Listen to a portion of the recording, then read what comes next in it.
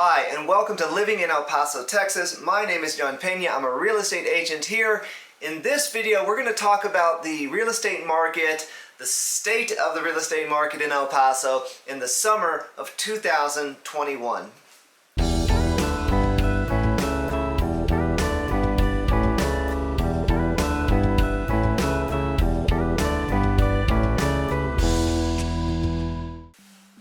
Hi, thank you so much for checking out the channel. On this channel, we essentially showcase El Paso for the great city that it is. Everything, eat, sleep, work, play, that's exactly what we are about.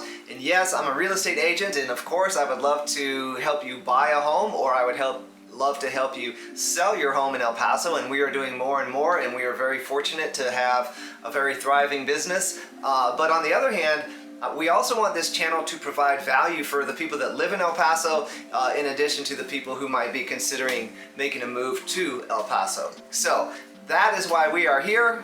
And the other reason we are here is every quarter I like to do a little kind of real estate market update. So I'm going to go ahead and do this one. Nothing too crazy, nothing too in-depth, just to kind of show you kind of where we are for those of you that might be in the market. So without further ado, I'm going to go ahead and jump into the real estate market update for El Paso in the summer of 2021. Most of the data that I'm taking is from GEPAR, the Greater El Paso Association of Real Estate Agents. So, these are the folks who are keeping track of all the numbers. And one of the numbers that has kind of had a milestone moment this last month is median home price. Essentially, this is the average home price of homes in El Paso. So if you take all the homes that have sold from the cheapest homes to the most expensive homes, and you average all of those sales prices together, this is a number that you would get. We last month just actually reached $200,000 for our average median home price. This means that essentially, the average home price in El Paso is about $200,000. Now before this, if you had been watching the videos, before this I remember when we were at 189, and then it kind of crept up. Sure enough, last month we broke that $200,000 level. Now, the amazing thing about El Paso is that $200,000 home in El Paso, that is a nice home. That is a nice 3 to 4 bedroom single family home with an attached 2-car garage in a great location. And believe it or not, it's even a newer home, right? That was built in the last 10 to 15 years. So that's pretty amazing. That's one of the things that we love about El Paso, and it's also one of the reasons why so many folks are moving to El Paso, is because you can still purchase a nice home for a reasonable price. In a lot of other communities, the average home price is $400,000, $500,000, $600,000, and that's not realistic for a lot of buyers. And so one of the things that continues to drive this kind of growing, up and coming vibe for El Paso is that you can still come here and find a great home for a great price. $200,000 in the scheme of things, compared nationwide, is an amazing average home price. So with that, let's talk about how many of those amazing homes are actually available. Because if you've been watching the channel or listening to the news, you know that everybody has been saying seller's market, seller's market, seller's market.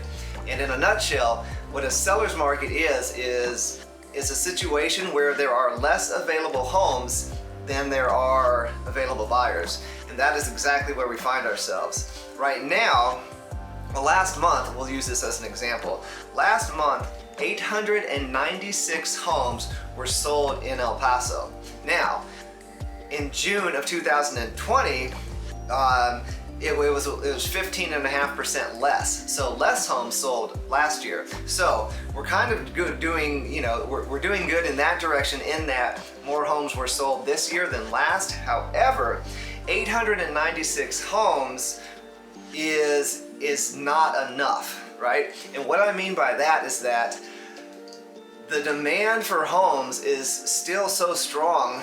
There are so many qualified buyers out there who want to purchase homes in El Paso, and unfortunately last month only about 900 sold, but this is a complete guess, but let's say that there were, 2,000 buyers that were maybe in the market who were looking for homes, but the inventory wasn't there, and so a lot of those folks weren't able to get homes. And so this is what we see with a multiple offer situation, where a home comes on the market, 5, 10, 15 buyers see it, love it, start putting offers in on it, and then that raises the price. And so that's what we are talking about when we talk about a seller's market.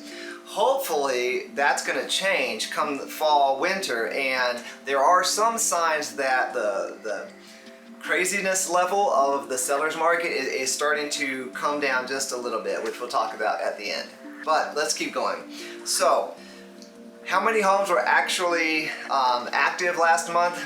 There were about 1,440 homes that were active.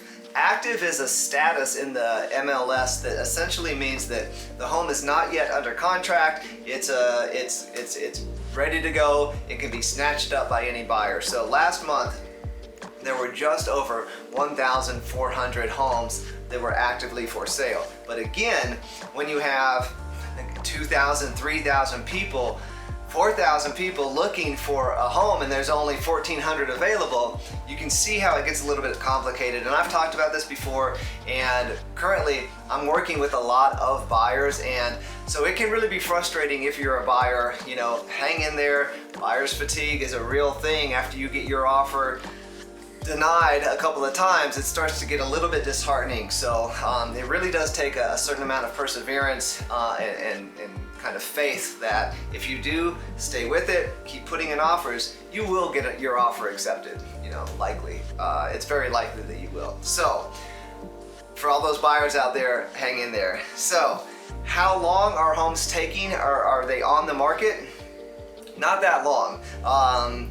Days on the market, right now what we're seeing is essentially, if a good home comes on the market and it's reasonably priced in a location, that's popular, which is almost every location, but if a good home comes on the market that is reasonably priced, you can expect that home will be active for about 5 to 15 days tops, meaning that the home could come on the market. Let's say a home comes on the market July 1st. By July 5th, believe it or not, there's a chance that it's already under contract, right? Or if it's not under contract by then, by July 10th, July 15th, it probably is definitely under contract. So homes are not staying on the market for a very long time. Again, why? Because there aren't that many of them. So when a good one comes on the market, a lot of people go after it. And let's do a couple more. Let's do listing price per square foot. I love this number because it's a great way for buyers and sellers to understand home value. And essentially it's very easy to do. If you divide the sales price by the total square footage of the home, you're going to get a number, and that number is essentially the listing price per square foot of the home. Our average listing price per square foot last month was $118. Now, this again has climbed a little bit. I remember when it was 112, 115, now we're up to 118, which simply implies that homes are selling for more, right? They're appreciating more quickly. So there's more demand, is probably a better way to say that, which is making the prices come up. So $118 a square foot is our average. And so if you find a home and it's on the listing usually, or reach out to us, we'll let you know, or do the math yourself, divide the sales price by the total square footage. If you come up with a number that's 118, well then that home is pretty reasonably priced in relation to a lot of the other homes. Once you start getting below that number, $180 a square foot, $60 a square foot, then chances are that home is in need of repairs, remodel. There are going to be issues with the home. Once it starts to get down to $40, $50 a square foot, then you're really looking at fixer-uppers, and that's where the investors are going to swoop in and try to pick up a property at a good price, put money into it, flip it, or rent it. Once you start getting above $118 a square foot, 130, 140, and 150, then you ought to start seeing that reflected in the quality of the home. For instance, if I go into a home that is, let's say, $150 a square foot, I'm starting to expect nicer kitchens, nicer bathrooms, maybe some nicer landscaping in the front or the back. Maybe there's a pool, or maybe there are solar panels, something that adds value. Once you start getting up to $175, up to $200 a square foot, well, then you're really kind of going into the luxury market listings, and then there ought to be a pretty serious wow factor, you know, for that type of price point. So it's a great number for savvy buyers and sellers to familiarize themselves with, because it does give you a pretty good, just like a great snapshot of value. So average listing price per square foot last month, $118. So I love that one. And let's talk about two more. How many new listings were there last month? 1,162. Now, the good news is that that's 20% more than a year ago. So June 2020, you know, we're still in the midst of Corona and all of that. So there were even less homes, right? At least we're trending in the direction that more inventory is coming online, right? So this is a great thing for buyers, not such a great thing for sellers, but it's a good thing for buyers because it means that more inventory is starting to come onto the market. And so, you know, that's going to be a good thing to start to offset that seller's market. And there was just one other little stat here. I love this one too. I'll finish up with this one. Percent of ask received. Here's what this means. The data point is 101%. What this means is that the percentage of the ask is the sales price the seller is asking for a home. So if a seller is asking, I'm going to do simple math here. If a seller was asking $100,000 for their home, chances are on average they actually got $101,000. They got more for their home. What this means is that people are, when multiple people bid on a home, it makes the price go up. Because let's say that a home is listed for $250,000. Some people are going to go in there and they're going to, you know, lowball them and try to get a deal. They're probably not. Another group of folks are going to go in there right at $250,000, and then, you know, how much earnest money or how much they ask for closing costs. Those are the details that might make the difference. But really, the people that are going to get that home are the folks who go in above $250,000 and offer $255,000, $260,000, even up to $265,000. Because if you were a seller and you were selling your home, you put it on the market for $250,000 and somebody offers you $265,000, well, of course, you know, you're going to take the highest offer. So that's kind of what that means. But 101 is pretty good, because you're getting more than the asking price, but not that much more. You know what I mean? Sellers, beware, because right now this is a great number.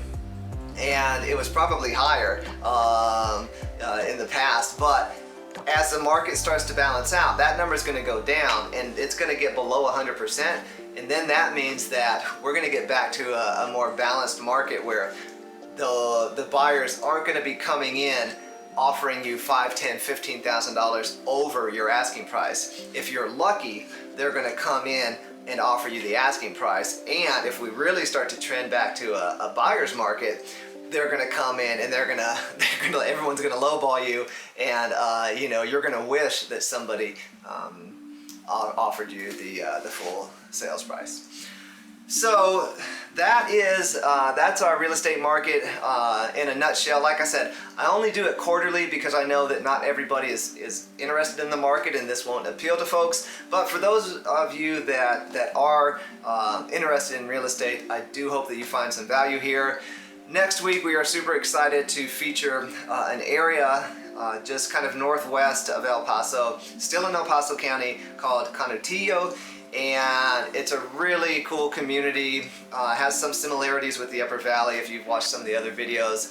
I think it's going to blow your mind, and it's really going to, I think it's going to expand your horizons on what you think of when you think of El Paso. So we're really excited about that. We're also really excited because Peña El Paso now is really starting to pick up a lot of listings ourselves. We have a luxury horse property, unbelievable property in Canutillo that we are going to start to that we're going to get listed very shortly and feature.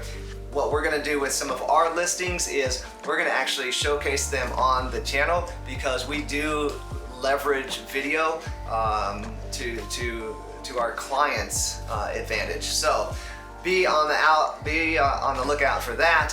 Other than that, I hope that all of you are doing so well. Thank you for the continued support. I hope that everybody is having a fantastic summer, and we'll see you next time.